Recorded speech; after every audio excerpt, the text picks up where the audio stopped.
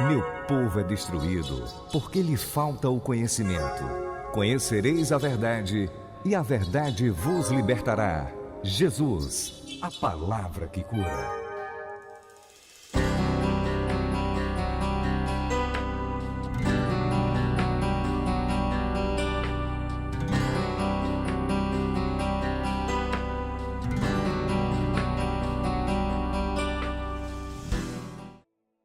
Graça e paz, pessoal. Meu nome é Mário Soares e esta é a aula da matéria Evangelismo, Ministério da Reconciliação.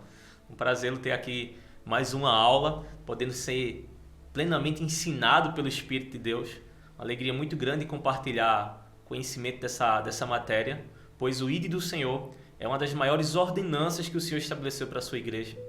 Como não se alegrar nesse assunto, que é o propósito de eu e você estar aqui. Se você decidir abrir a boca, ele vai pegar junto do outro lado, vai nos ajudar nas nossas fraquezas, vai nos dar força, sabedoria, encher a nossa boca, vai nos dar estratégias, e assim a gente vai chegar em cada pessoa para poder anunciar essa palavra e alcançar salvação na vida de todo mundo aí.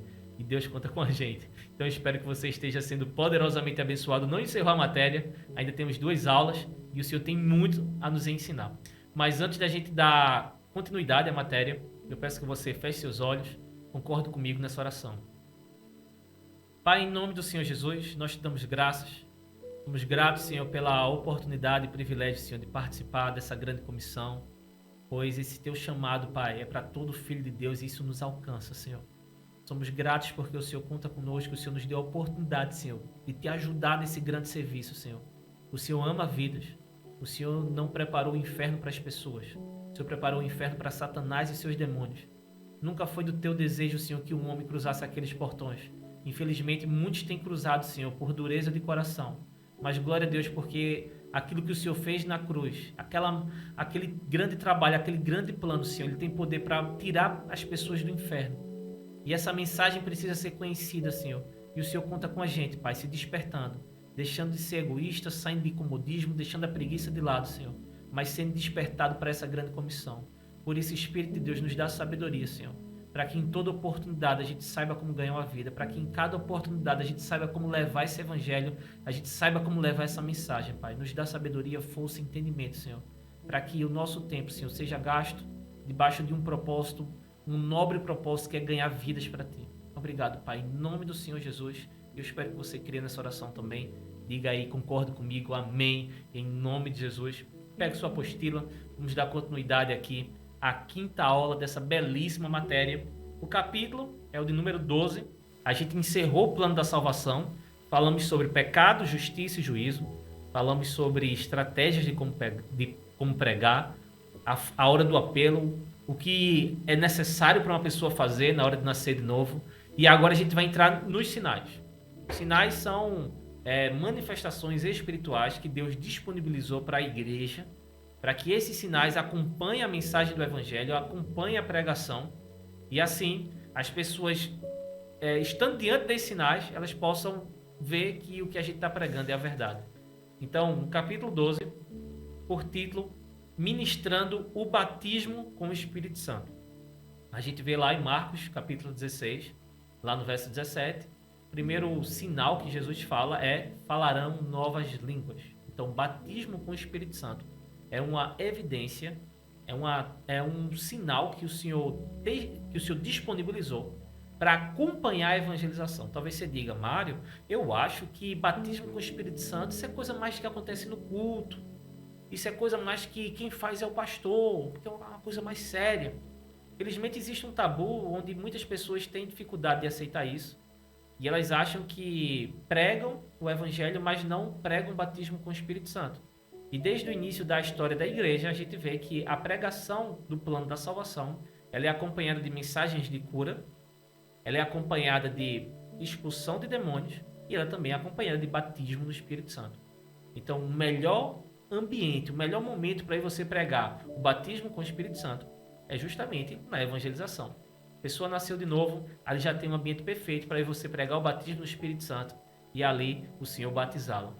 Então, na sua apostila, a gente vai ver o seguinte: logo após aqueles que ministramos o plano da salvação receberem o novo nascimento, nós devemos ministrar a eles o batismo com o Espírito Santo, para que possam ser revestidos de poder, capacidade do alto, e assim tenham condições de testemunhar de Jesus cada vez mais, ou seja, andar como ele andou. Então, pregou, a pessoa nasceu de novo, você já pode pregar o batismo com o Espírito Santo. Infelizmente, algumas pessoas acham que o batismo no Espírito Santo é para quem já tem um certo tempo de caminhada com Jesus.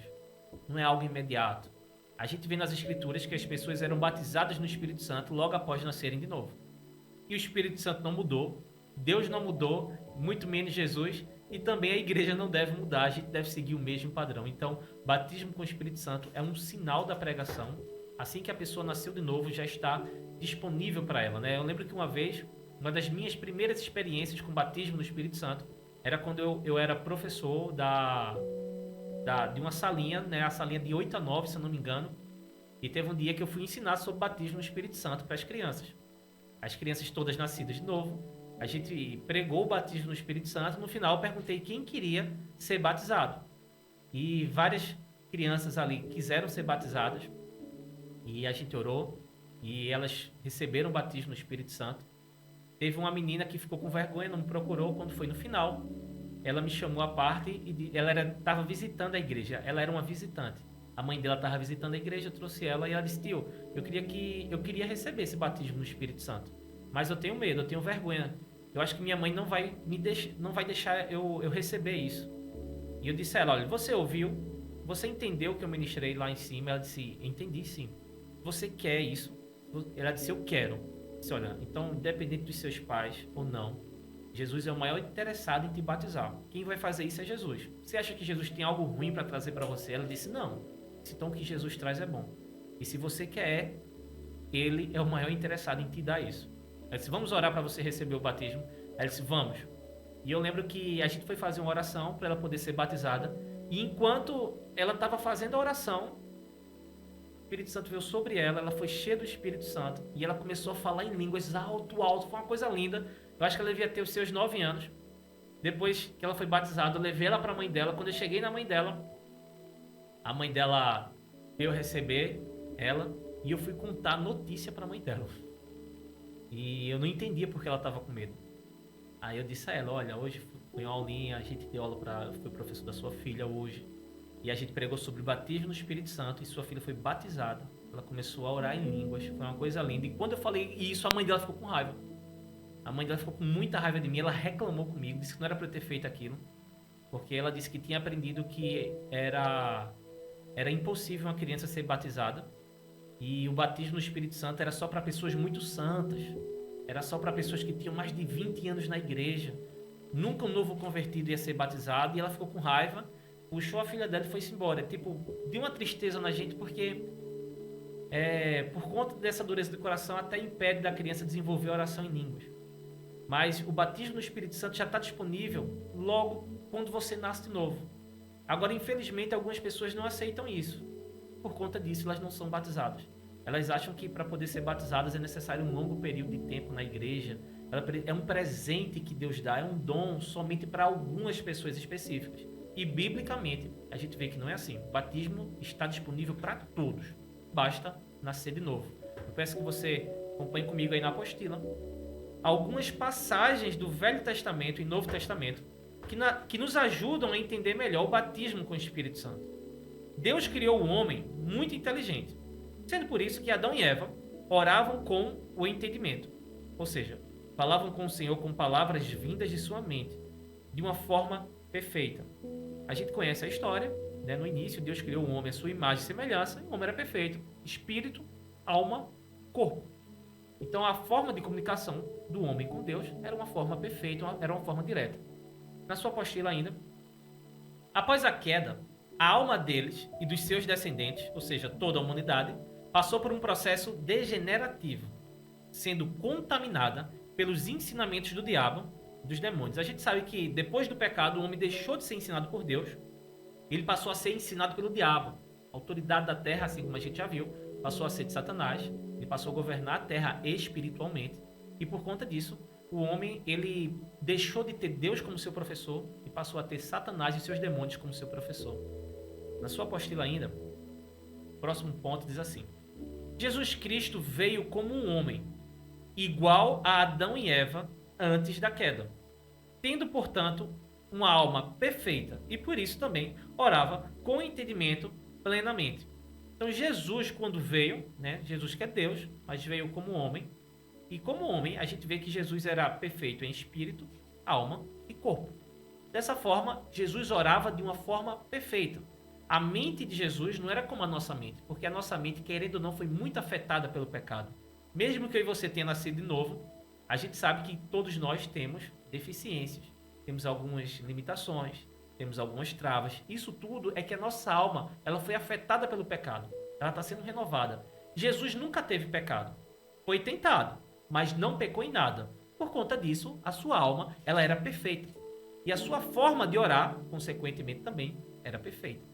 Na sua apostila ainda, nós que nascemos de novo, só somos perfeitos em nosso espírito, pois nossa alma, mente, vontade e emoções não está no mesmo nível da alma de Adão e Eva antes da queda e de Jesus Cristo, o homem, pois ela está sendo renovada e nossa carne ainda está contaminada com o pecado.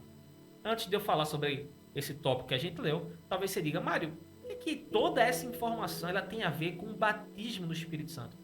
É justamente para que a gente possa entender a necessidade que todo crente tem de ser batizado no Espírito Santo e de orar em línguas. Se a gente não entende a importância do batismo no Espírito Santo, da oração em línguas, isso é algo que a gente também não vai desejar, consequentemente a gente não vai ser batizado, porque a gente não entende o propósito do batismo do Espírito Santo. Então, como a gente está explicando, Deus criou o homem perfeito, sua comunicação perfeita. Depois do pecado, ele perdeu essa perfeição. Sua mente começou a entrar no estado degenerativo, né? Começou a ser ensinado por Satanás e seus demônios. Jesus, quando veio, ele foi perfeito. Espírito, alma e corpo. Dessa forma, ele falava de forma perfeita. Hoje, eu e você nasceu de novo, mas a perfeição chegou no nosso espírito. A vida de Deus, o Espírito de Deus habita no nosso espírito, mas a nossa alma ainda está sendo renovada. O dia que eu e você nasceu de novo, a mudança foi toda no nosso espírito. A nossa alma está no processo de renovação. Ela está sendo lavada, se assim eu posso dizer. O Espírito Santo, com a ajuda da palavra, está ali trazendo mudança, transformação na nossa mentalidade, na nossa forma de pensar. Então, isso está transformando nosso modo de falar, nosso modo de agir, nosso modo de tratar, nosso modo de viver, para que a gente se pareça com Cristo. Então, a gente vai vendo que eu e você, a gente não consegue hoje orar de uma forma perfeita, por conta da nossa mente. Foi muito afetada pelo pecado. A perfeição está no nosso espírito, mas a nossa alma ela está no processo de renovação. Por isso que na apostila vai dizer assim: é por isso que nós não conseguimos orar com entendimento no nível perfeito. E precisamos ser batizados com o Espírito Santo para recebermos as línguas celestiais, que é ou poder ou capacidade de orarmos perfeitamente. E aqui fala sobre o famoso texto de Atos 2, onde pela primeira vez a igreja é batizada no Espírito Santo. Jesus diz que eles não saiam para aguardar a promessa do batismo no Espírito Santo e assim sejam cheios do poder de Deus para poder testemunhar de Jesus. A igreja primitiva tinha nascido de novo, mas antes de sair para testemunhar de Jesus, Jesus disse: aguardo, pois eu tenho um revestimento de poder. Vocês são perfeitos no Espírito, mas eu tenho um presente, uma capacidade do alto. Gente, isso é tremendo. Não é o Espírito Santo vindo habitar dentro, pois isso acontece no novo nascimento. É o Espírito Santo vindo sobre, nos enchendo e dando a gente a condição de falar, de orar de uma forma perfeita. A oração em línguas é uma oração perfeita. A nossa mente não entende, mas Deus recebe. E essa oração perfeita, ela nos fortalece, ela nos edifica e ela faz com que a gente desenvolva uma comunicação de uma forma perfeita com Deus Pai. Isso é uma promessa de Deus para todo filho de Deus. E a gente está aprendendo nesse tópico a como ministrar o batismo no Espírito Santo para que pessoas recebam esse batismo. E todo esse ensino tem uma importância.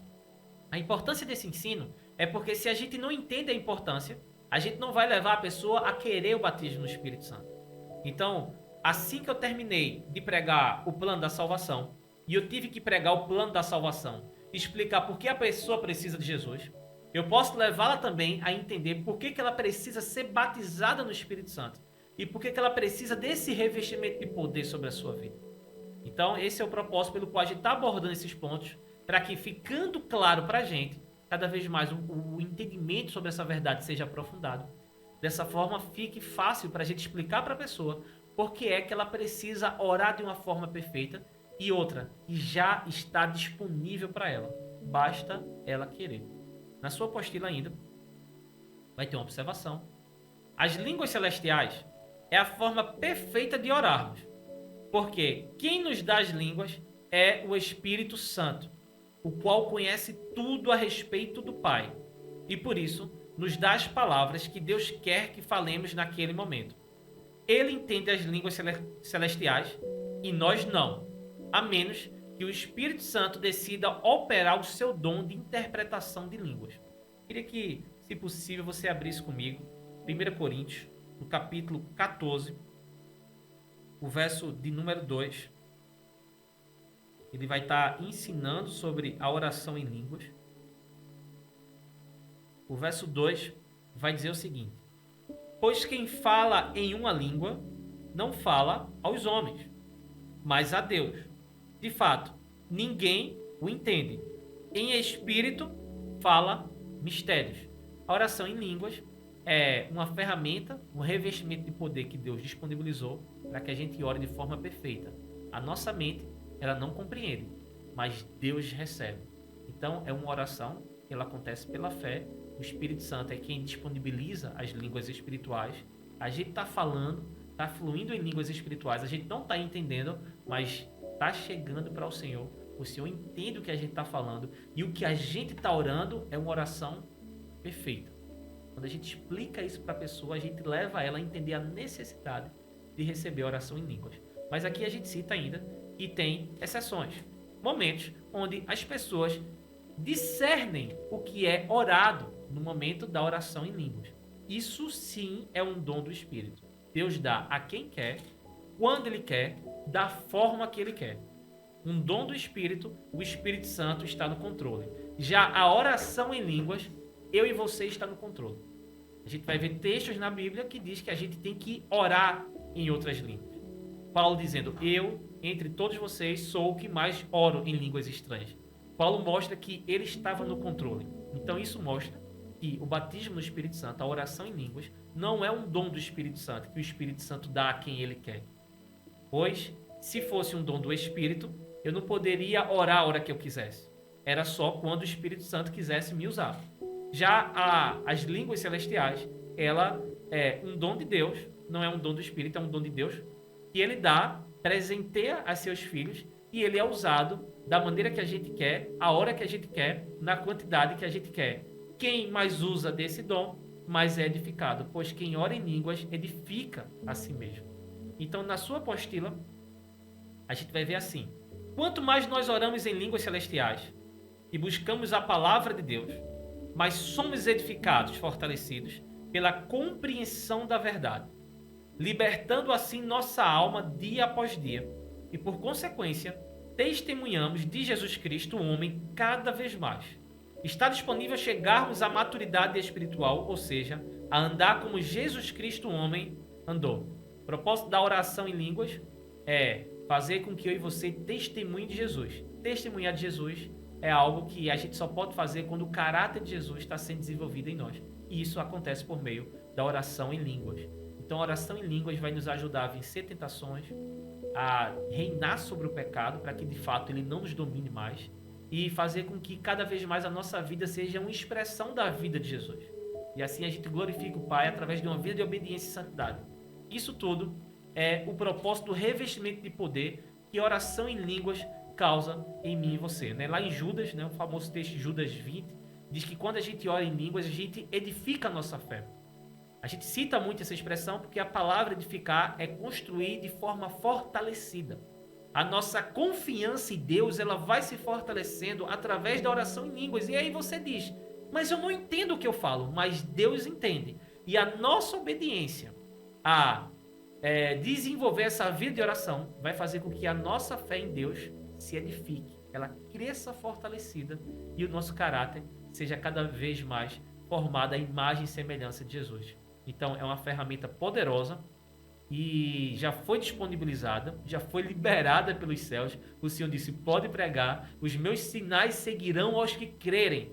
Quais são os sinais?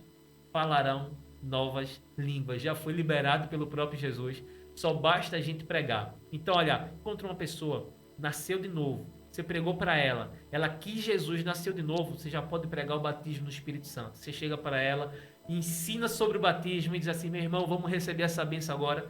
Já está disponível para você. Se você crer, esse poder vem sobre a sua vida. E aí, essa pessoa também pode ser batizada no Espírito Santo. Na sua apostila ainda, a gente vai ver assim: o que o novo convertido precisa fazer para receber o batismo com o Espírito Santo? Primeiro ponto: ouvir e meditar sobre este assunto para gerar fé. A fé vem pelo ouvir.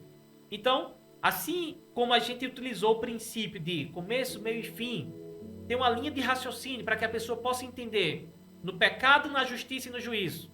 Por que que ela precisa de salvação? Por que que Jesus é a salvação? E o que acontece com ela se ela aceitar a salvação ou se ela rejeitar a salvação? Ou seja, linha de raciocínio. Eu também preciso entender sobre o batismo no Espírito Santo, para, com uma linha de raciocínio, explicar o que é esse revestimento de poder, explicar que está disponível para ela, explicar que basta ela crer, e ela crendo, Jesus vai batizá-la e o Espírito Santo vai entregar línguas celestiais, a qual ela não está entendendo, mas Deus está recebendo tudo aquilo que ela está orando. Então ela precisa ouvir e meditar sobre esse assunto para gerar fé. O batismo é pela fé. Se ela crer, ela vai ser batizada. Segundo ponto na sua apostila: tomar posse deste batismo por meio da fé. Querer. Ela precisa ser batizada. Ela precisa querer para ser batizada. E quando a gente fala querer, é porque você só quer algo que você entende. A pessoa precisa entender o propósito do batismo. Ela precisa entender por que Jesus disponibilizou o batismo. O que é que vai gerar na vida dela. O que é que vai acontecer espiritualmente na vida dela. Qual é a importância e o propósito do batismo. Porque ela entendendo isso, ela vai tomar posse. Ela vai entender que já está disponível. Ela vai entender que Jesus quer. Ela vai entender que não precisa de um tempo, ela não precisa ser uma pessoa especial, escolhida no meio da igreja para receber esse dom. Ela vai entender que porque ela é filha de Deus, ela já tem acesso a essa herança. Isso já é direito dela. Se ela crer, o Espírito Santo vem sobre ela, ela é cheia do Espírito de Deus e vai começar a fluir em línguas celestiais. Então, a pregação, numa linha de raciocínio, vai levar ela a desejar e a tomar posse, crer que já está disponível para ela. O outro ponto aqui é compreender que ele precisa simplesmente decidir começar a falar as línguas celestiais pela fé, para que assim Jesus o batize e o Espírito Santo entregue estas línguas a ele. Algumas pessoas, elas têm experiências diversas. Algumas, elas são tomadas e ali elas começam a falar. Elas começam a fluir de uma forma onde elas não planejaram, de uma forma onde foi de fato o Espírito Santo entregou as línguas e às vezes ela está falando uma palavra em português, no idioma dela, e de repente ela explode de palavras que ela nunca viu, palavras novas começam a surgir da sua boca. Mas existem pessoas que não têm a experiência dessa forma e alguns acham que toda experiência é dessa forma, então elas ficam paradas esperando de repente falar alguma coisa. Mas o batismo no Espírito Santo é uma experiência onde a gente está no controle. Não é o Espírito Santo, ele entrega, mas a gente é quem está no controle. Então, pela fé, a gente precisa começar a falar. E pela fé, o Espírito Santo vai nos entregando. A gente menos espera, a gente está desenvolvendo aquelas línguas. Isso não é algo gerado na nossa mente.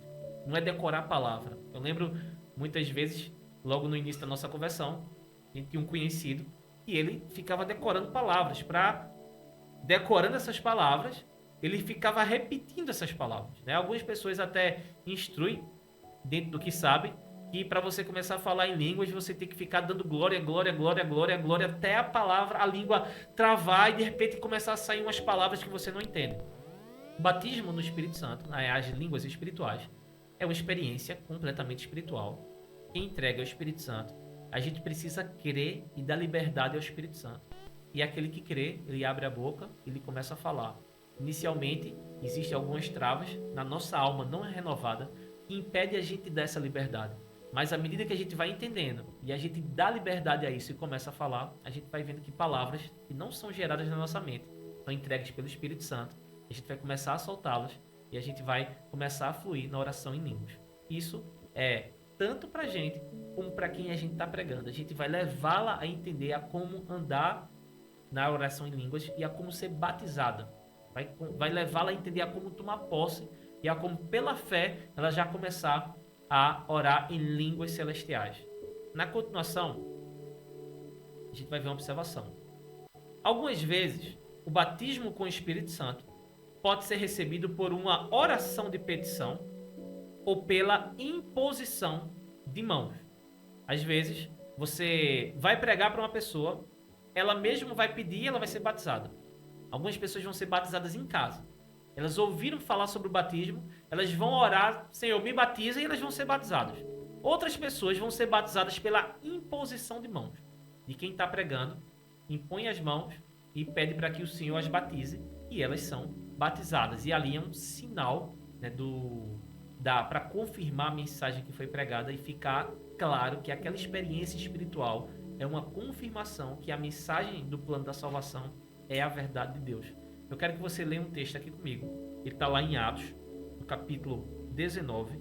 Ajuda a gente a entender esse ponto. Por ser uma experiência espiritual, a gente precisa entender que quem está no controle é o Espírito Santo. Então, ele vai usar de diversas formas, de diversas situações. Não é uma coisa uniforme, né? 2 mais 2, 4, preto no branco. É sempre a mesma repetição. Não, existem diversas experiências no batismo do Espírito Santo. Então a gente precisa entender todas elas, biblicamente, para que a gente possa aprender a se mover na hora da evangelização. Se vai ser por imposição de mãos, a gente vai levar a pessoa a pedir. Se enquanto a gente prega, ela já crê, ela crê tanto naquilo que enquanto a gente está pregando, tem gente que é batizada enquanto está ouvindo a pregação. Sabia disso?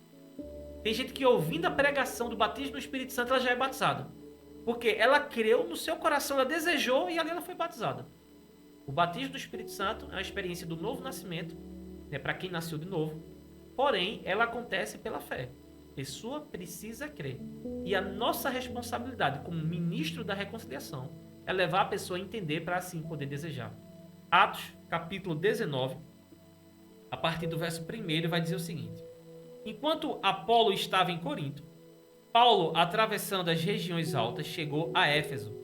Ali encontrou alguns discípulos e lhes perguntou: vocês receberam o Espírito Santo quando creram? Eles responderam: não, nem sequer ouvimos que existe o Espírito Santo. Então, que batismo vocês receberam? Perguntou Paulo. Eles disseram: o batismo de João. Disse Paulo: o batismo de João foi um batismo de arrependimento. Ele dizia ao povo que cresce naquele que viria depois dele, isto é, em Jesus. Ouvindo isso, eles foram batizados no nome do Senhor Jesus, ou seja, eles nasceram de novo.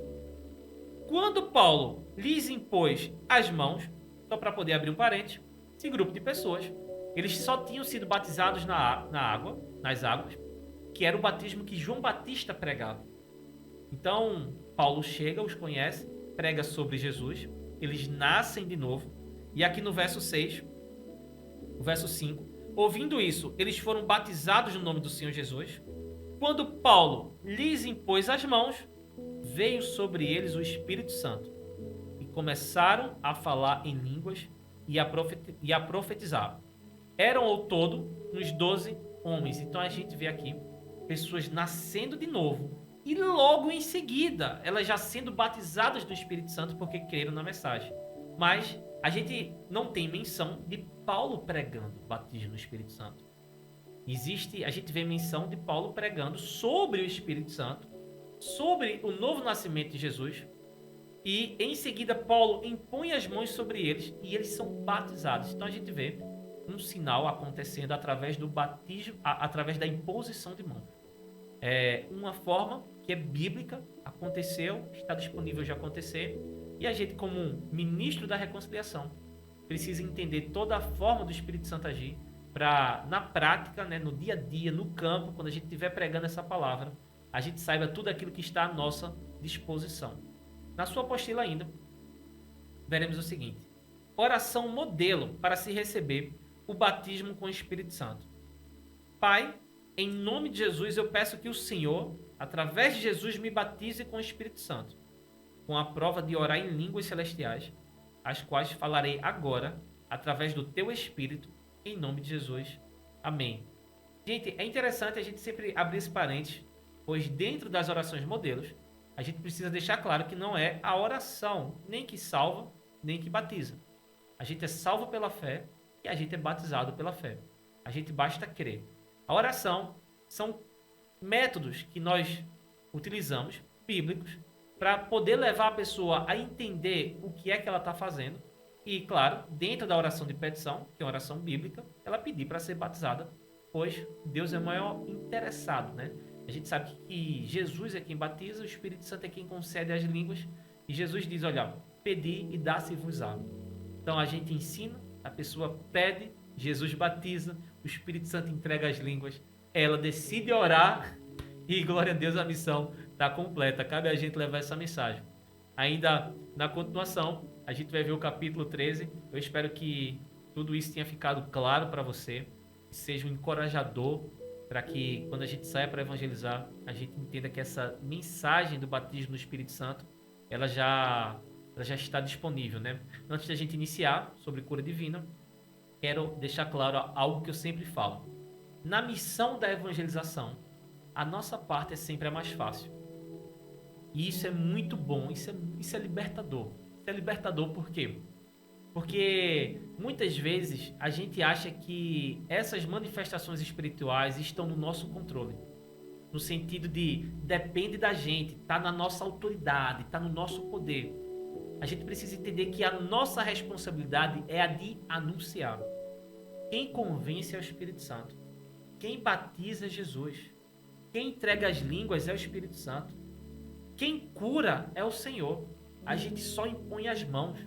A nossa parte sempre é a mais fácil. A gente faz algo no natural e porque a gente creu no espiritual, Deus manifesta. Então a nossa parte é mais fácil. A gente fazendo a nossa parte e crendo, o Senhor faz a dele. Quem convence é o Espírito Santo. É a parte mais difícil. E não é nossa, é de Deus. Então, essa parte, o Senhor conta com a gente que a gente a cumpra. E a nossa parte é só anunciar. A gente anuncia. E a gente anuncia porque creu. O Senhor, vendo a nossa obediência, Ele confirma. Então, manifestações espirituais são confirmadas quando eu e você está pregando. Porque eu e você creu, deu liberdade, o Espírito Santo confirma, opera no meio do povo, o povo vai dizer, é verdade o que esse homem estava pregando. O que ele está pregando procede de Deus, porque olha os sinais que a gente está vendo aqui. Então a gente precisa dar liberdade ao Espírito Santo, crendo, se disponibilizando, para assim poder ver esses sinais acontecendo. Na sua apostila, capítulo 13, ministrando cura divina. A origem das enfermidades no homem. A gente vai entrar no segundo ponto, que é a parte da cura. Talvez você diga, Mário, eu acho que cura não é para a rua. Não tem culto de cura? Eu prego para a pessoa e eu levo ela no dia do culto de cura. Acontece que se a pessoa... Eu sei que você já ficou doente, né? Acho que não tem essa pessoa que nunca ficou doente. Quando você está doente, você quer esperar que tenha um culto de cura para você ser curado? Ou se você souber que já está disponível para você ser curado agora, você quer ser curado agora? Então, existem cultos de cura. Eu sei que o seu pastor é uma bênção. Existe uma unção de cura sobre a vida dele. Mas já está disponível para eu e você, lá onde a gente está, impor as mãos sobre o enfermo e ele ser curado. E isso é a parte mais fácil. A gente só coloca a mão. Eu sempre digo, olha, a parte mais fácil é da gente. A gente chega no doente, a gente só faz botar a mão, querendo. Quem manifesta o poder é o Senhor. A parte mais difícil é com Deus. A mais fácil ficou com a gente. Só basta a gente crer, colocar as mãos, crendo, o Senhor é quem vai operar. Então aqui na apostila, a gente vai ver sobre a origem das enfermidades, para assim a gente poder entender tudo que já está disponível para eu e você operar no momento da evangelização. O primeiro ponto nisso aqui, que a gente precisa entender, é que Deus nunca planejou o homem para estar doente. Então, a evangelização, a gente está trazendo o homem ao conhecimento do plano original de Deus. Deus não criou o homem para o inferno, Deus não criou o homem para o pecado, Deus não criou o homem para estar distante de Deus e muito menos para estar doente. Então, quando a gente mostra o plano de Deus, a gente diz assim, olha, se você crer, se você aceitar, eu posso te mostrar um Deus que tem poder sobre enfermidades. Você impõe as mãos sobre ele, ele é curado. Vai mostrar um Deus que tem prazer em curar. Um Deus que ele não nos preparou para a enfermidade, ele mostra isso através de curas, milagres e maravilhas, que todo filho de Deus que crê nessa verdade, impondo as mãos, vai ser um canal de Deus para a cura de pessoas.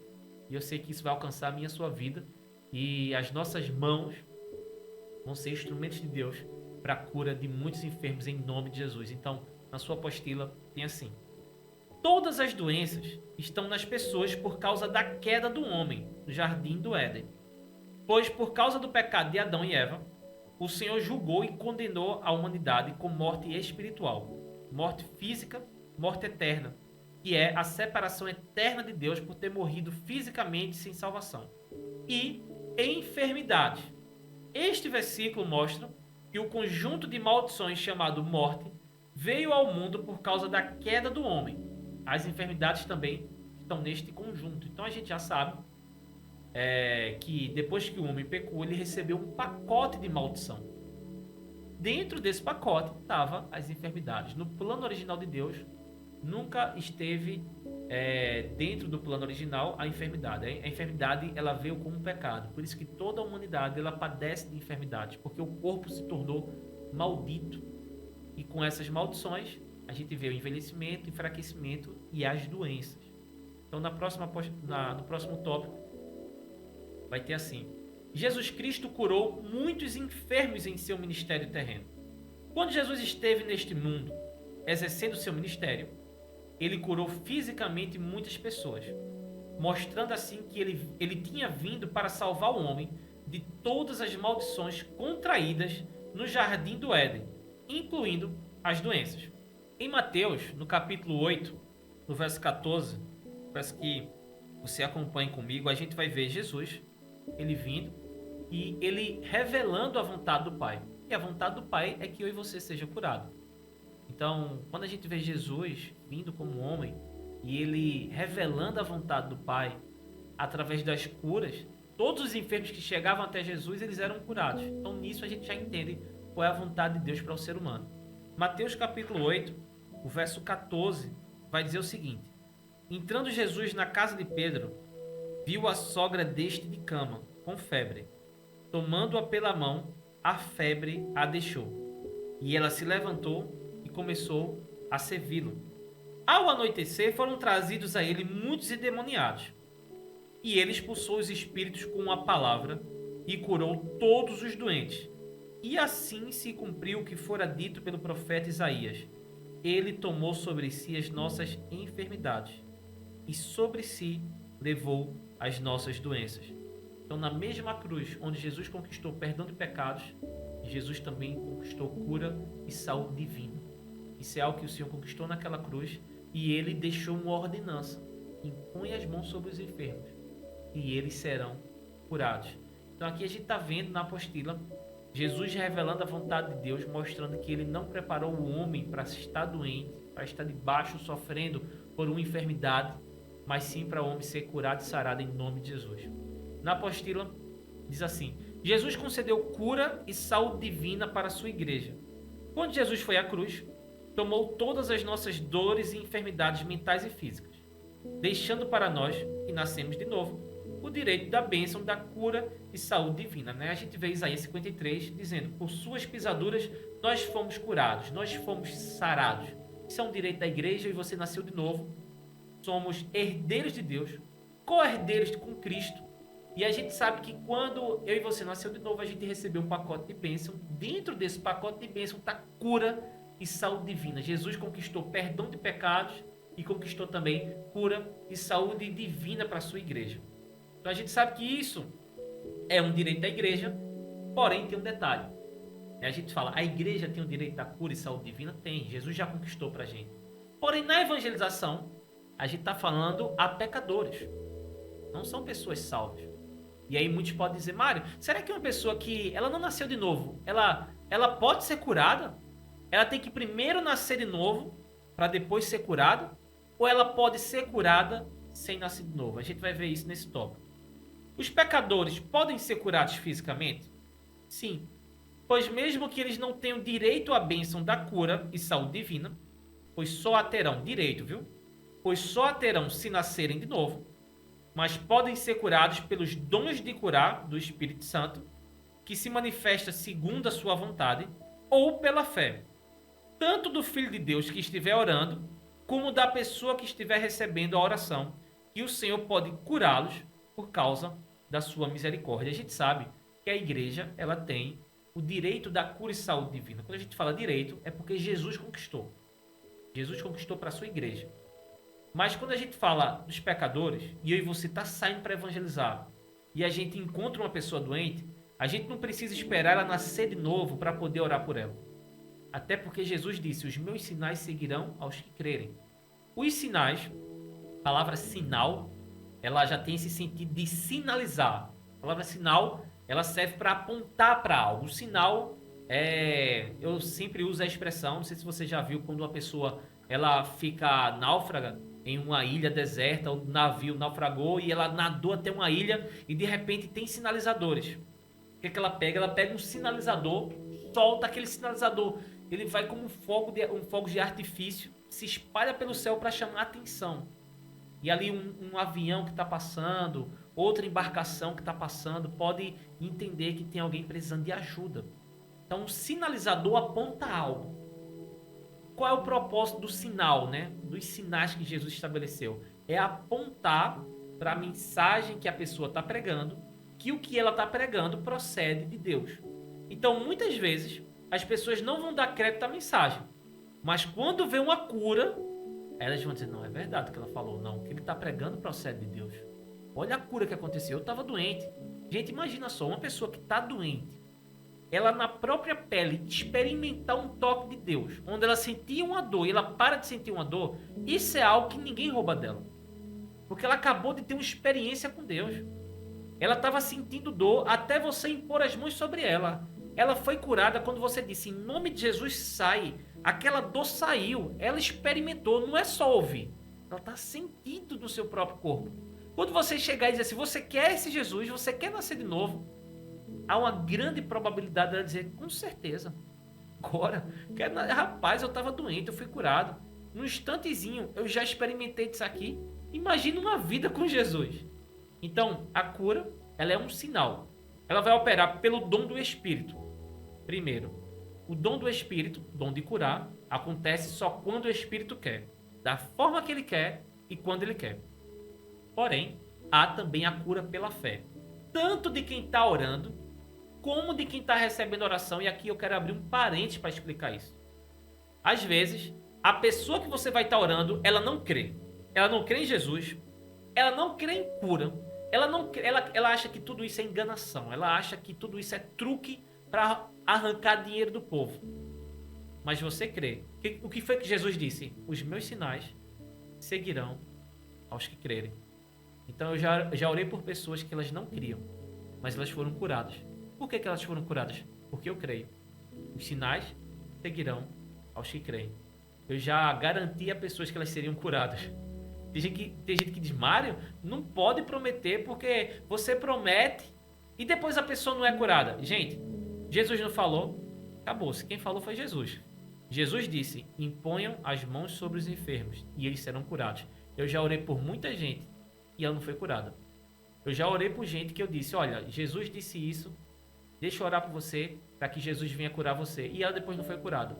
Mas a palavra de Deus continua sendo a verdade. Então sempre quando eu encontro uma pessoa, eu digo, eu quero orar por você para que Jesus lhe cure. Jesus tem poder para curar sua enfermidade. E eu quero orar por você agora. Você permite orar? Algumas pessoas ficam assim, eu digo, olha, não precisa você crer não. Faça de conta que é um simples momento. Faça de conta que é uma simples... Quando eu vejo resistência da pessoa. Faça de conta que é... Deixe... Só permite orar por você. Você permite. Aí teve uma vez que um cara disse, não, tá bom, vá. Tipo, por misericórdia. Vá. Ore, mas eu não creio não. e a gente ora por ele. E teve um que ele disse, rapaz, tá melhor, mas eu acho que é porque não é toda hora que dói, não. Eu disse, mas meu irmão, veja só, tava doendo agora. Ele estava. Depois que eu orei, passou. Eles passou muito, mas é porque às vezes a dor vai e vem. Tem gente que custa até a crer que foi curado. Eu já vi muito desses casos. Mas a cura, ela opera independente da pessoa crer ou não. Basta você crer. A pessoa não crê. A cura já é justamente para a pessoa crer. A gente precisa entender isso. A cura é um sinal. Já é justamente para a pessoa poder crer. Se a cura dependesse da fé da pessoa para acontecer, ela não era um sinal da evangelização. Mas ela já é um sinal da evangelização justamente para que a pessoa venha a crer. A pessoa está naquela condição porque ela não crê em Jesus. A cura já é justamente para levar ela a crer a Jesus. Então, o mais importante é a gente crer. Se a gente crer, acabou-se. A gente crendo, o Senhor vai operar, é uma verdade. Não se prenda porque você um dia orou e não aconteceu. Isso acontece por N motivos e a gente não precisa se prender na busca pela resposta disso. A gente só precisa entender que a gente está em crescimento e que cada vez mais a gente quer aprender a desenvolver esse chamado para que a gente possa impor as mãos sobre os enfermos e eles serem curados. Mas sim, os pecadores, eles podem ser curados fisicamente. Existem pessoas que elas são curadas sem ninguém orar por ela. Pessoas que nunca nasceram de novo. Pessoas que simplesmente ouviram uma mensagem que Jesus tem poder para curar e elas foram lá e oraram. Oraram e foram curados. Eu sou uma prova viva disso. Eu, quando tinha 12 anos, eu tinha um desvio na coluna por conta de um acidente e eu tinha um problema de enxaqueca. Enxaqueca, e o médico fui diagnosticado com enxaqueca. Aquela enxaqueca não tinha cura. E teve um dia que eu tive um acidente e eu comecei a ter crises de enxaqueca e crises de coluna simultaneamente. Eu tinha 11 anos. Então eu vivia refém de remédios e essas crises davam uma vez por semana. Então uma vez por semana eu ficava acamado, não fazia nada porque era uma dor insuportável na coluna e na cabeça. E eu lembro que teve um dia que eu, quando era pequeno, visitava a igreja, ouvia aquelas coisas, mas não entendia nada sobre Deus. E teve um dia que nessa crise, eu tinha 11 anos, eu acamado, já estava sofrendo muito mesmo com essa enxaqueca, que doía muito a cabeça, era como se fossem marteladas simultâneas, nesse mesmo intervalo. Isso o dia inteiro. Isso você não conseguia fazer nada, você não conseguia nem dormir, você não conseguia comer, você não conseguia descansar, porque aquilo martelava a sua mente. E teve um dia que eu estava deitado em casa, na cama, sofrendo com essa enfermidade, e eu fiz uma oração do jeito que eu sabia. Eu fiz uma oração e eu disse assim para Deus, eu disse Deus, eu vou levantar. Eu orei dessa forma. Eu não disse, Pai, me ajuda, eu não disse, Pai, me cura. Eu nem chamava Deus de Pai. Eu disse assim, Deus, eu vou levantar da cama. Eu não podia me mexer. Detalhe, porque se eu mexesse, minha coluna parecia que ela ia se partir no meio. Eu disse, Deus, eu vou me levantar da cama, mesmo sem poder. Disse, vou colocar o pé no chão. Disse, na hora que eu botar o pé no chão, eu quero que essa doença, eu quero que essa dor de cabeça saia e eu quero que essa dor na coluna saia. Eu falei aquilo no desespero, eu nem entendi o que estava falando direito. E do jeito que eu falei, eu fiz. Na hora que eu terminei de orar isso, eu me levantei da cama e me pus de pé. Na hora que eu me pus de pé, foi como se algo gelado viesse sobre a minha cabeça e instantaneamente toda a dor na minha coluna saiu e a minha enxaqueca ela foi-se embora. Glória a Deus. Eu tenho 31, já tem 20 anos que eu fui curado da enxaqueca. Às vezes acho que nesses 20 anos, se eu tive muito, eu acho que foi umas 10 dor de cabeça, mas coisa bem leve. Nada que se compare ao que eu padecia quando eu era mais novo. E eu tô falando isso para você poder entender algo. Eu era uma criança, não era nascido de novo, não entendia nada sobre Deus, mas orei, criei e recebi. Por que eu tô falando sobre isso? Porque existe a cura pela fé de quem está orando, existe a cura pela fé de quem está do pecador e existe a cura pelo dom do Espírito Santo. Às vezes você vai estar pregando para a pessoa, gente com doenças, com dores, enquanto você está pregando o plano da salvação, a pessoa é curada. Isso é muito comum. Pessoas que enquanto você ministra para ela, ela diz assim, rapaz, eu estava com uma dor de cabeça, a dor de cabeça foi-se embora. Eu estava com um problema na perna, a dor foi-se embora. E você nem orou por ela. Ela simplesmente creu na mensagem e ela foi salva. Então a gente vê que isso já está disponível. Não importa o formato. O mais importante é a gente crer. Se a gente crer, é um sinal. Jesus já disse, os sinais seguirão aos que creem. Em meu nome, falarão novas línguas, imporão as mãos sobre os enfermos e eles serão curados. Então, a nossa parte é mais fácil. A gente impõe as mãos, o Senhor manifesta a cura e o poder e a pessoa é curada para a glória de Deus e a mensagem é confirmada. Então, na apostila, a gente vai ver assim. As curas e outras manifestações sobrenaturais, divinas, confirmam a ministração do Evangelho. Os dons de curar, que operava no ministério terreno de Jesus, confirmava que o que ele ministrava era a palavra de Deus e que ele tinha sido enviado por Deus Pai. Eu queria que você abrisse, por favor, lá em Atos capítulo 10, verso 38. Pregação de Pedro a Cornélio. No meio da pregação, ele cheio do Espírito Santo, ele solta essa revelação. No verso 38 ele vai dizer o seguinte: como Deus ungiu Jesus de Nazaré com Espírito Santo e poder, e como ele andou por toda parte fazendo bem e curando todos os oprimidos pelo diabo, porque Deus estava com ele, curando todos os oprimidos pelo diabo, porque Deus estava com ele. A cura é uma marca presente no ministério terreno de Jesus. Quando a gente lê os evangelhos, não tem como a gente não perceber a quantidade de pessoas curadas, a quantidade de pessoas, multidões foram curadas.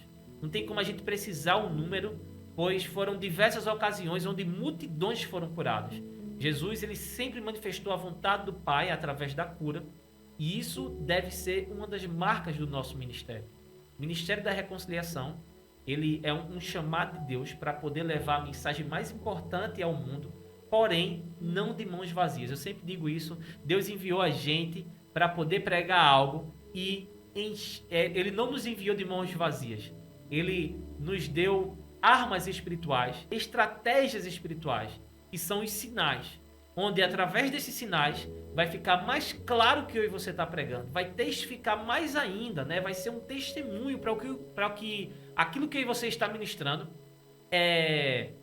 fique claro que é a palavra de Deus, e assim a pessoa venha a crer e nascer de novo, né? Jesus se utilizou, a gente também precisa se utilizar. Eu sempre tenho isso como exemplo para mim, porque se Jesus, que é Jesus, precisou ter sua mensagem confirmada, a gente também precisa se utilizar desse método, né? Se Jesus se utilizou desse método, é porque o método é eficaz. Então vamos aplicá-los na nossa evangelização, entender que os sinais servem para testificar a mensagem. Então, se você vê uma pessoa doente, uma pessoa enferma, não fique tímido, não fique com vergonha, não fique com medo, não fique pensando, se ela não for curada, e se acontecer isso, e se ela falar tal coisa. Meu irmão, o nosso chamado é impor as mãos. Impor as mãos é uma ordenança. Jesus disse, imporão as mãos sobre os enfermos. Se eu e você crer, a gente está debaixo dessa ordenança. Então, se a gente vê uma pessoa doente, impõe as mãos. Meu irmão, vou orar por você. Posso orar por você? Não, é porque eu já fui em muitos médicos. Não, porque já oraram por mim. Não, meu irmão, olha, deixa eu só orar por você. Eu creio no Jesus que tem poder para curar enfermidades. E eu queria orar pela sua vida. Tem pregações que vai começar pela oração de cura. Tem evangelizações que antes de você falar de pecado, justiça e juízo, você vai começar orando por uma cura.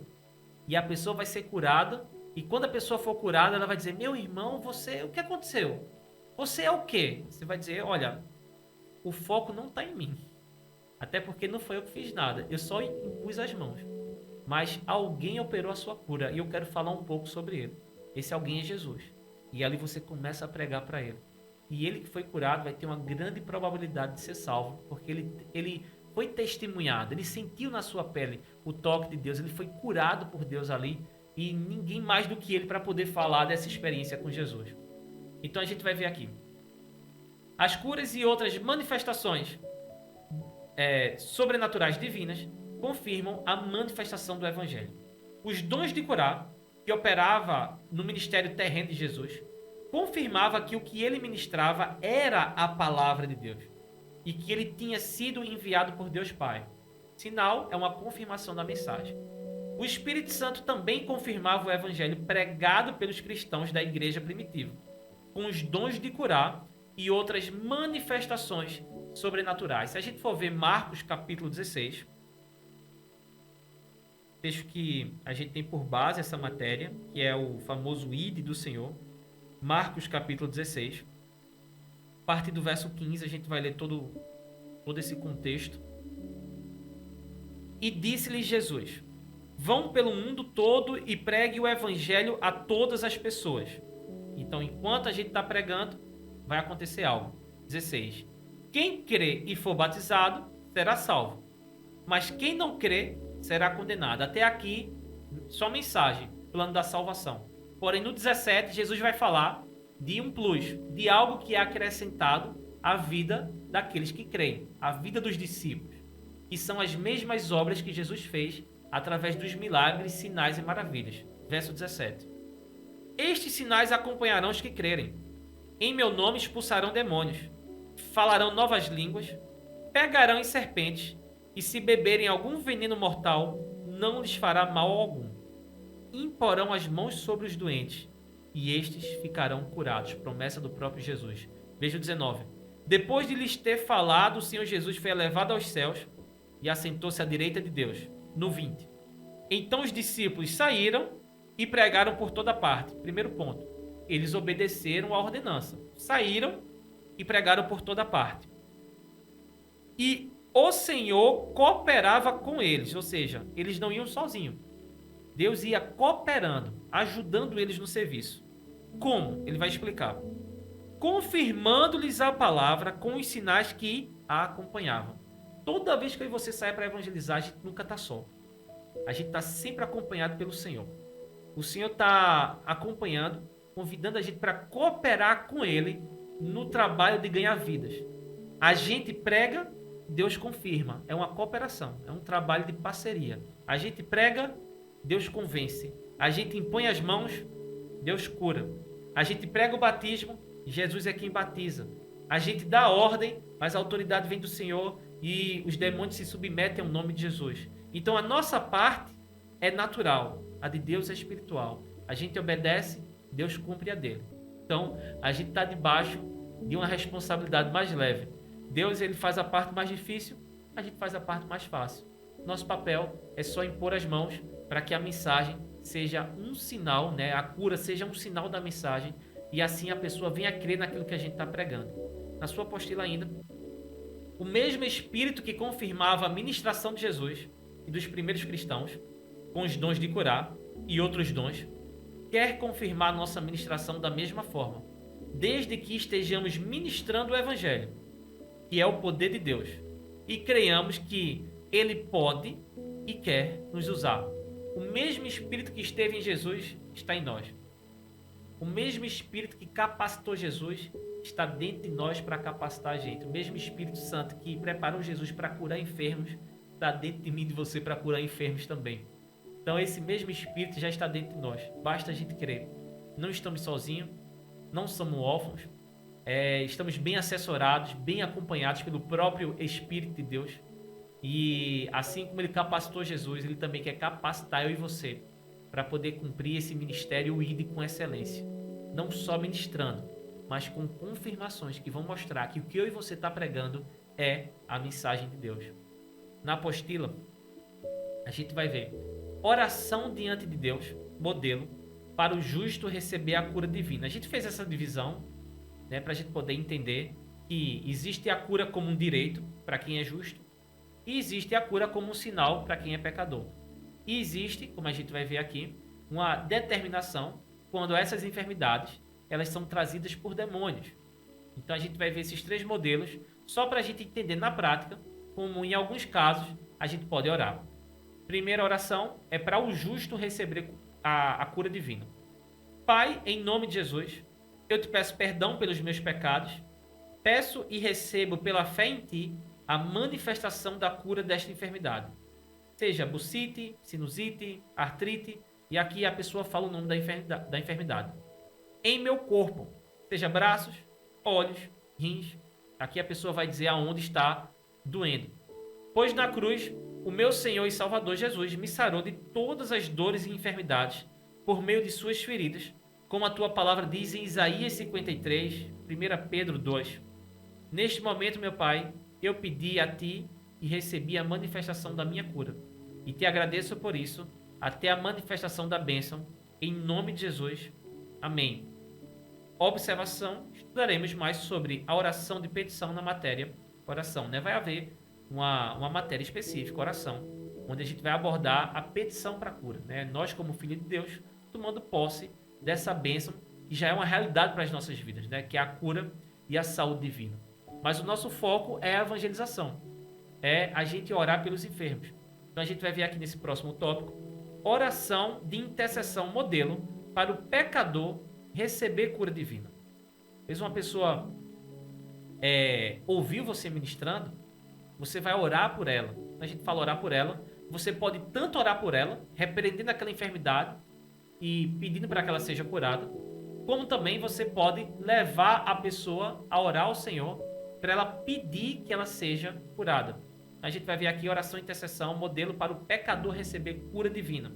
Aí aqui diz: Pai, em nome de Jesus, eu me coloco diante de ti em favor dessa pessoa, para que, segundo a sua reta justiça e misericórdia, tu permitas que o teu poder se manifeste no corpo dela, destruindo toda enfermidade, e aqui você fala enfermidade, para a tua glória, para que ela veja que Jesus Cristo está vivo hoje e é o único Senhor e Salvador da humanidade. Se for necessário, que os dons do teu Espírito se manifestem, de acordo com a sua vontade, em nome de Jesus. Amém.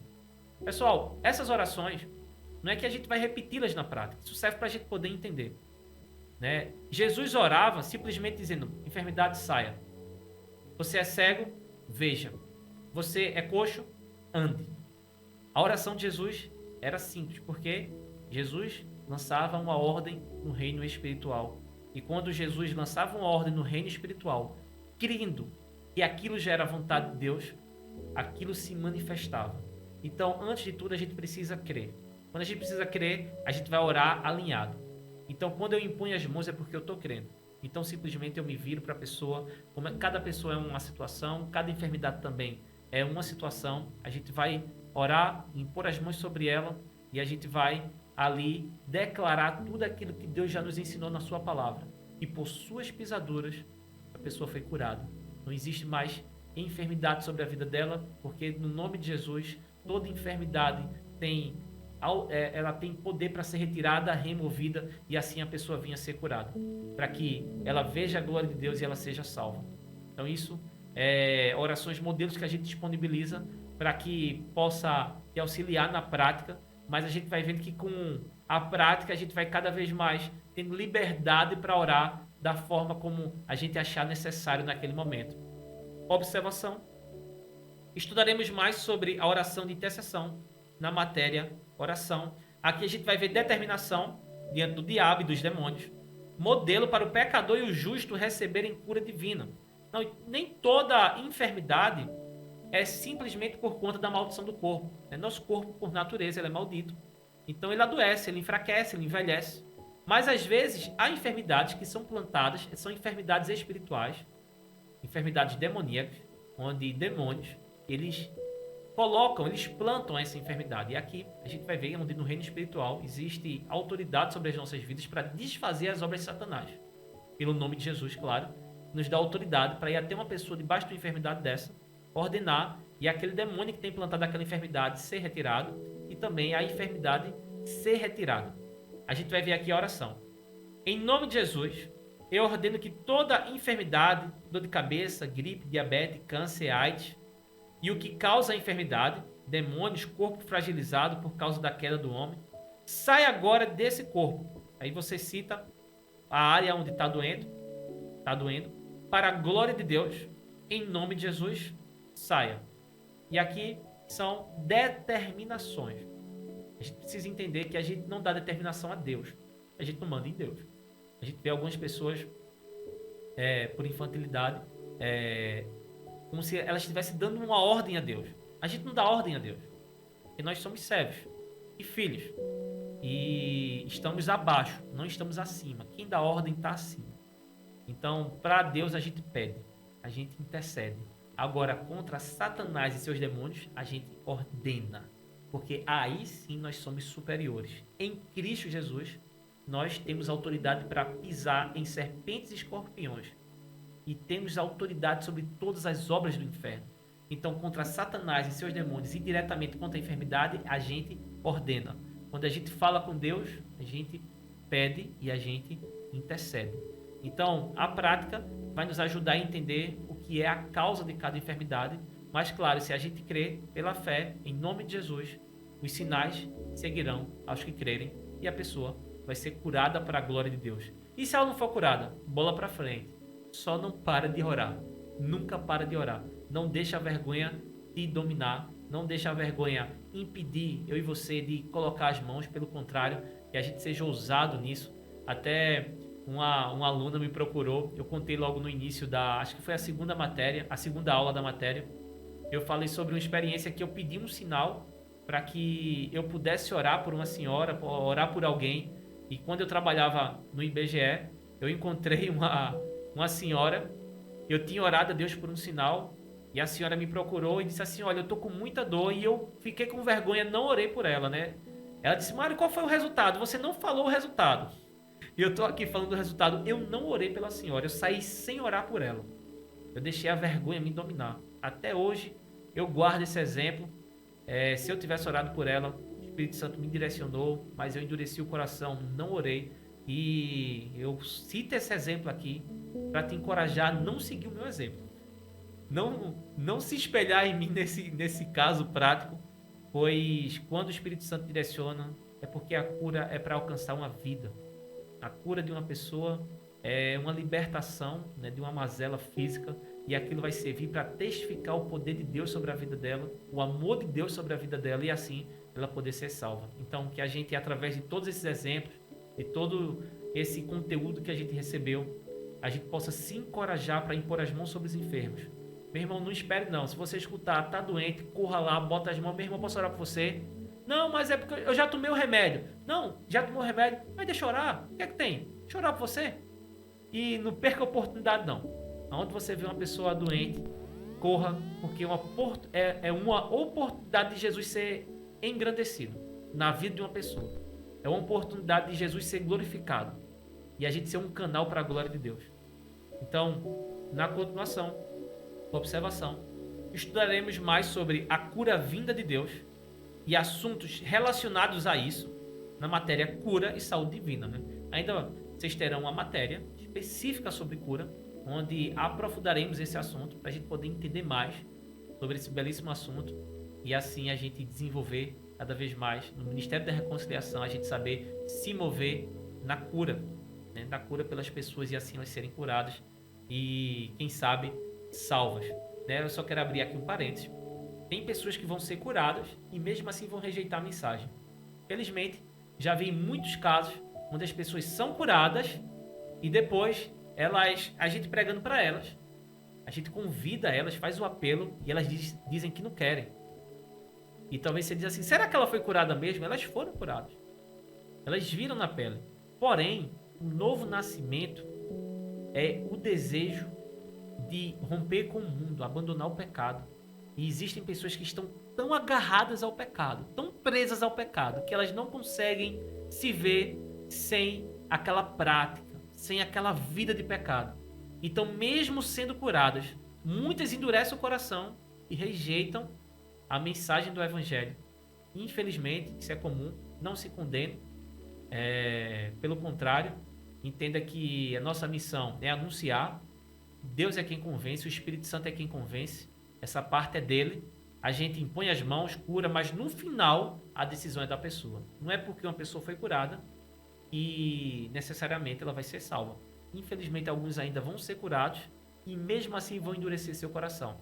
Mas aí é com Deus, a gente intercede para que o Senhor os alcance e que Deus, dentro da sua misericórdia, conceda mais oportunidades dele ser salvo. Então aqui na apostila, vamos ver agora o capítulo 14, expulsando demônios no nome de Jesus. Jesus venceu o reino das trevas para a igreja. Glória a Deus por isso. Na cruz, o Senhor Jesus Cristo aniquilou Satanás e os demônios para a sua igreja. Ou seja, tirou todo o poder deles sobre nós. E além disso, nos deu autoridade espiritual em seu nome sobre todos estes espíritos malignos e sobre todas as suas obras. Em Colossenses, no capítulo 2, o verso 13 e 15, eu peço que, por favor, você acompanhe comigo. Vai ver uma afirmação tremenda sobre o ministério de Jesus. O verso 13 de Colossenses 2 diz assim: quando vocês estavam mortos em pecados e na incircuncisão da sua carne, Deus os vivificou com Cristo.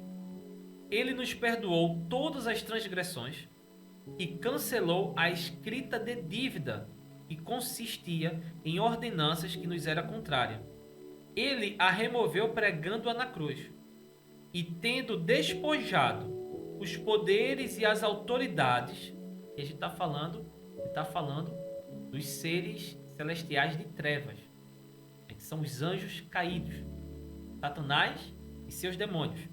Aí aqui ele diz, verso 15: e tendo despojado os poderes e as autoridades, fez deles um espetáculo público, triunfando sobre eles na cruz. E mostra que Jesus, ele fez de Satanás e seus demônios um espetáculo público, fez deles uma humilhação e triunfou sobre eles na cruz através da obediência.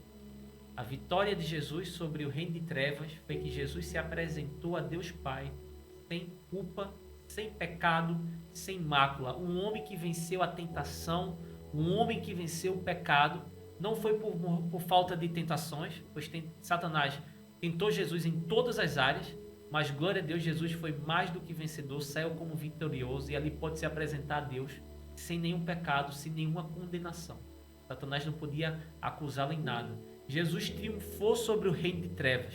Jesus tirou toda a autoridade de Satanás sobre a vida dos crentes, sobre a vida dos filhos de Deus. Então isso serve para a gente poder entender a nossa posição em Cristo Jesus. A palavra diz que foi nos dada autoridade para pisar em serpentes e escorpiões e sobre todo o poder do inimigo. E nada que Satanás tentar, nada do reino de trevas terá poder ou autoridade sobre as nossas vidas, pois maior é o que habita em nós do que o que habita no mundo.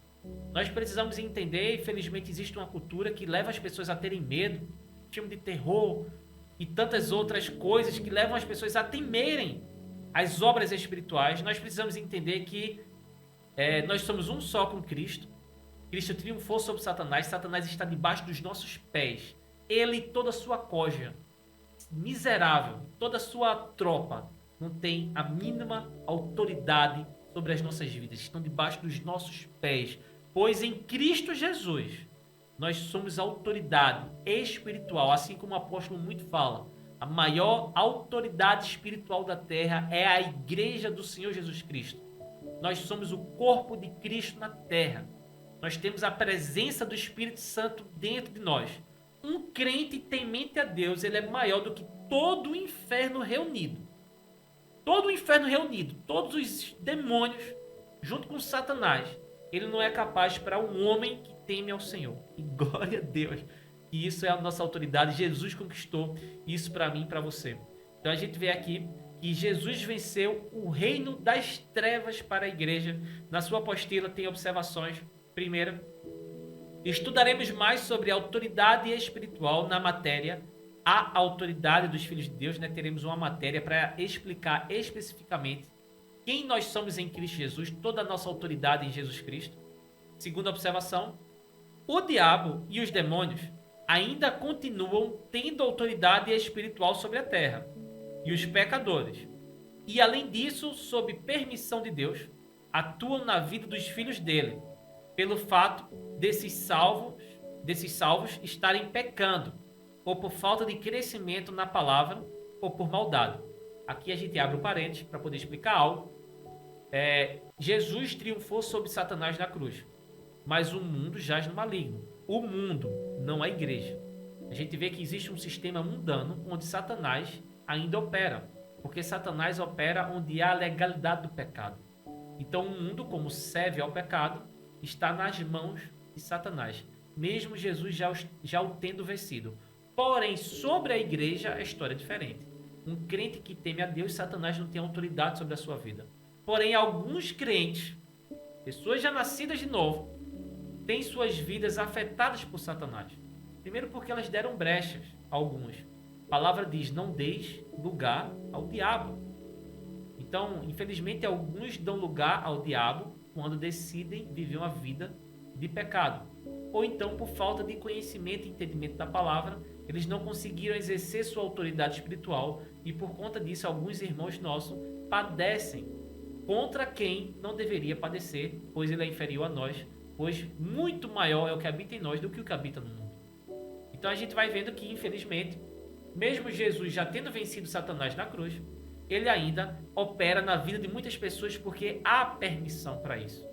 E aqui na apostila, a atuação do diabo, que nós estamos citando, é ele manifestando maldições e não as suas tentações, pois ele tenta a todos, fiéis e infiéis a Deus. Eu lembro que um irmão uma vez me procurou e disse assim, Mário, eu me converti e agora tá demais, porque ela estava indignada. Ela disse assim, Mário, eu oro muito, não é pouco, eu leio a Bíblia muito, eu tô aqui congregando direto, eu tô servindo na igreja, porém, eu tô passando por muito ataque. E eu disse, irmã, e por que você achava que fazia essas coisas? Você estava livre de ataque?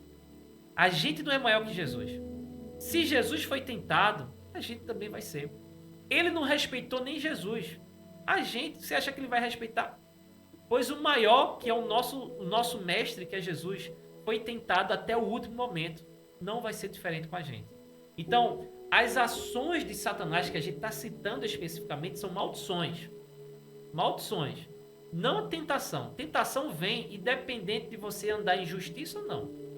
Tentação vem para todo mundo, seja crente, a pessoa mais santa dessa terra vai ser tentada até o seu último dia de vida. Agora a gente está falando sobre ações, né? Atuações de Satanás através de maldições, porque foi dada uma brecha para que ele atuasse. Aí já é diferente.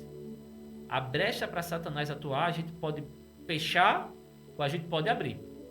Isso através da obediência. Alguns, infelizmente, nascidos de novo, vão abrir brecha para que Satanás traga maldições para as suas vidas. E a terceira observação: quanto mais nós crescemos no conhecimento, entendimento e sabedoria da palavra de Deus, menos pecamos.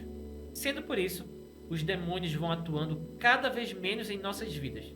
E está disponível eles não atuarem de jeito nenhum. Então a gente vai vendo que pela obediência, caráter sendo moldado, mente sendo renovada, a gente vai entendendo nossa autoridade, não vai dando mais brecha a Satanás, aonde ele antes tinha brecha, porque a gente agora está se arrependendo e mudando, abandonando essas práticas.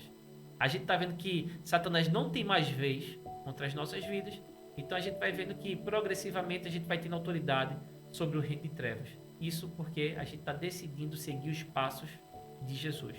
E aqui a gente encerra a aula de hoje. Eu espero que você tenha sido poderosamente abençoado. Falamos muito conteúdo hoje, falamos sobre batismo no Espírito Santo, falamos sobre cura e ainda iniciamos um pouquinho sobre a expulsão de demônios. Mas tudo isso para a gente poder entender os sinais que já estão disponíveis para a gente operar quando a gente estiver evangelizando. Eu espero que essa mensagem esteja te encorajando, assim como está me encorajando também, para que a gente entenda nosso chamado e se disponibilize para Jesus, para ganhar vidas para o reino de Deus, saquear o inferno e povoar o céu. Tudo isso para a honra e glória do nosso Senhor Jesus Cristo. Então, até a próxima aula, em nome de Jesus.